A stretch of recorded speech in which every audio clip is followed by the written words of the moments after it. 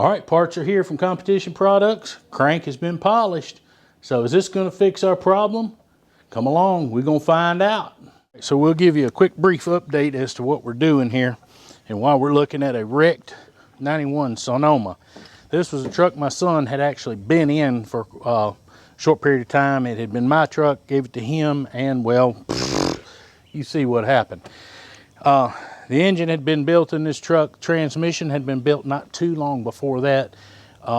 Was not a build, but was some slight improvements. The Corvette servo and a few of the hard parts were upgraded inside transmission, gone through, resealed.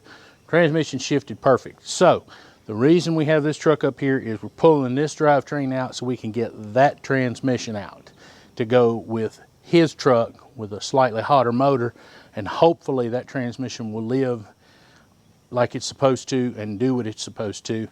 I thought it might be a better option over a 100 and I think it's 40 or 50,000 mile transmission that is actually in his truck right now.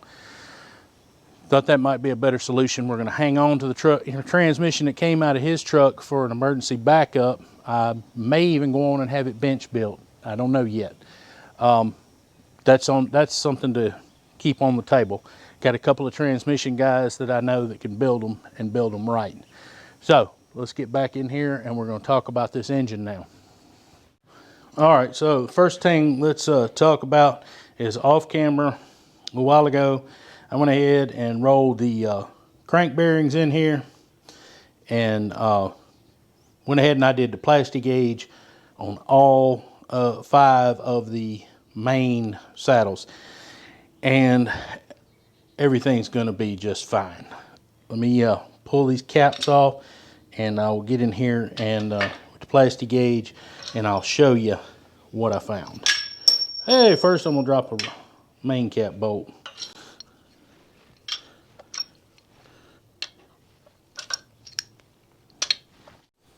All right, I've got a nice zoomed in shot there. I'm going to take and lay the plastic gauge down here where you can get a visualization.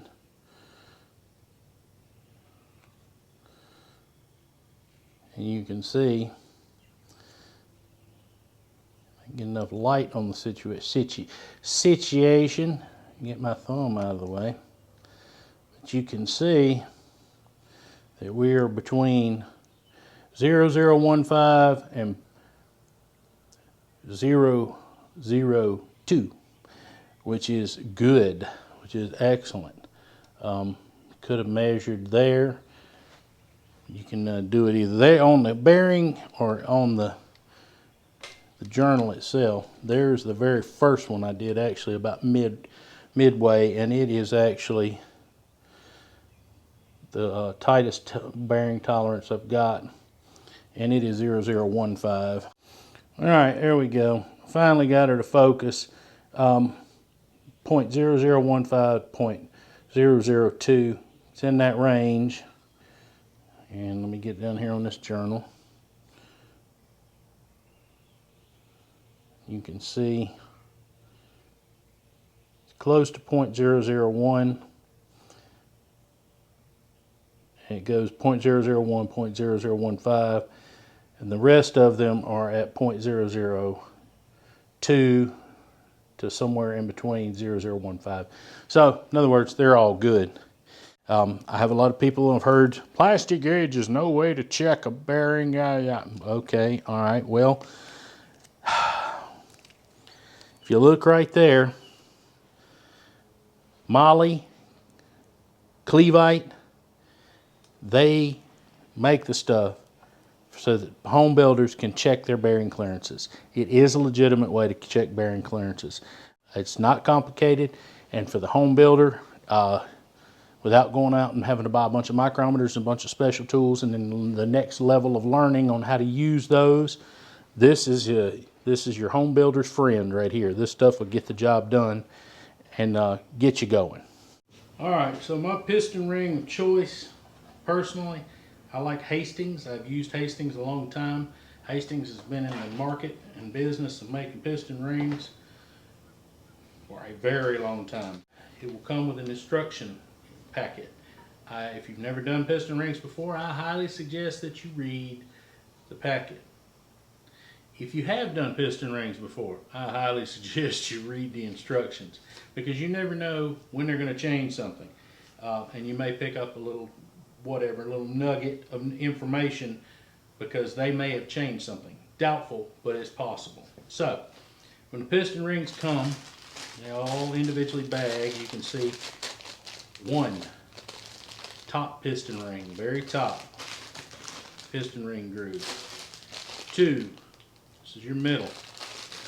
And for the third, you'll have two bags, an expander and two scrapers that go above and below.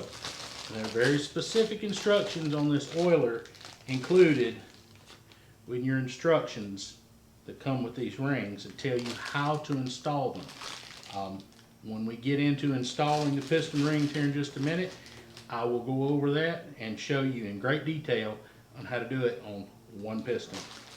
We're going to do a quick update. We're fixing to get to the showing you how to do the piston rings. It's a few days later than the earlier in the video. You can see in the background that the S10 is gone. The engine and transmission have been pulled out. I've got them stored away, all the holes plugged up, and I got it sitting under a tarp so that they stay nice and dry and protected. Let's talk about the piston rings. Let me change camera angle, get set up, and we'll talk about how to install piston rings. All right, so let's talk about the piston rings, how to install them and all that. First thing we're going to start with is the piston. You'll notice that there's a notch in the top of the piston, and I'll mention this again later. The notch in the top of the piston indicates that it points to the front of the engine. Next thing we're going to install the piston rings. You start with the bottom groove first. Lay that there. And we'll spread that piston ring apart. Do you see how these points point upwards? In the instructions with these Hastings rings, they say that those loops are to point up. And they're not to be crossed over each other or in a bind. They're supposed to just butt together on the groove. These are very springy, and that's kind of what this is your expander ring, and you just pop it on there. You can see how they just butt together. All right, so your next rings that go on are part of the oil control ring, which we just put on. And that's these. And these are kind of like spiral lock rings almost, but they're part of the scraper that brings the oil off of the cylinder walls, and that's these rings here. To install these, you find your gap here. You don't want your gaps to overlap, so I bring and start around the piston across the bottom and take and just roll the ring on. These are not really that sensitive or that difficult. Put one end across the bottom, and I look and see where the gap is here. I move this gap over here, and I'll put the other gap somewhere over here. As long as they're not lined up, it's not a big deal. But you'll just take, and this one goes on top of that expander, and just roll it around.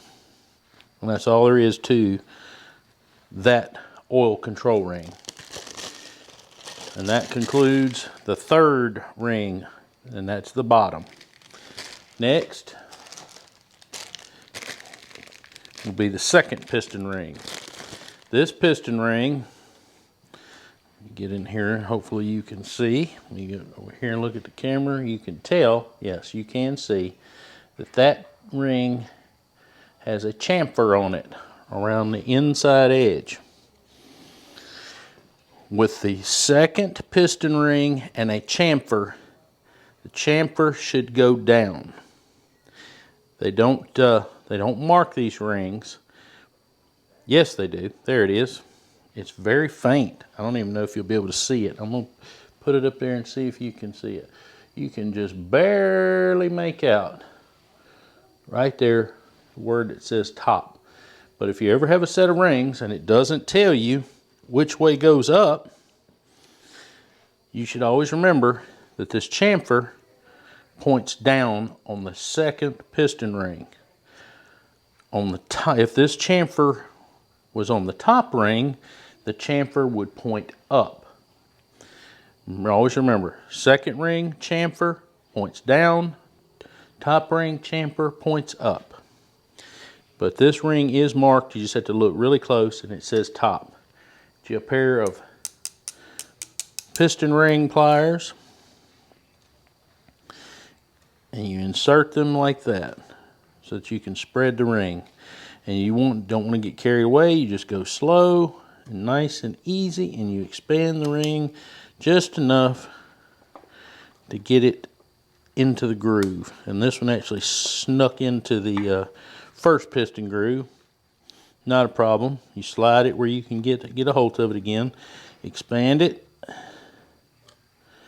until you can just get it into the second groove.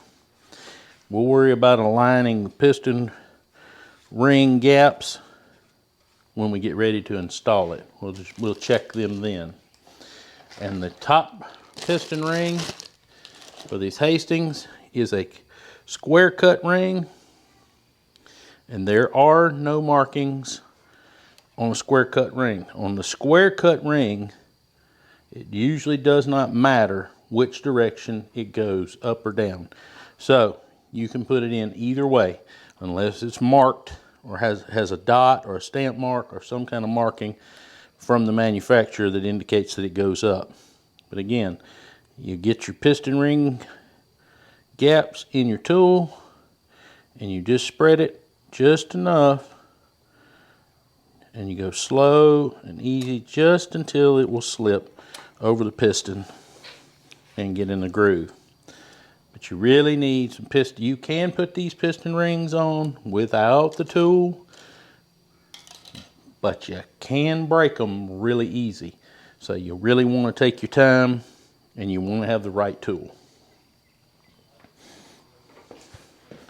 There you go. Piston rings installed. And all you have to do is do that 7 more times. All right, last week we took those other 7 pistons to work, and I was able to get the rings installed on them on my lunch break. But I wanted to save one to show you how it's supposed to be done. And today we worked on getting this crankshaft installed and where it's actually spinning. Well, that's another story for another video that I'm working on right now. So while I do that, why don't you go watch another video coming on the screen right now.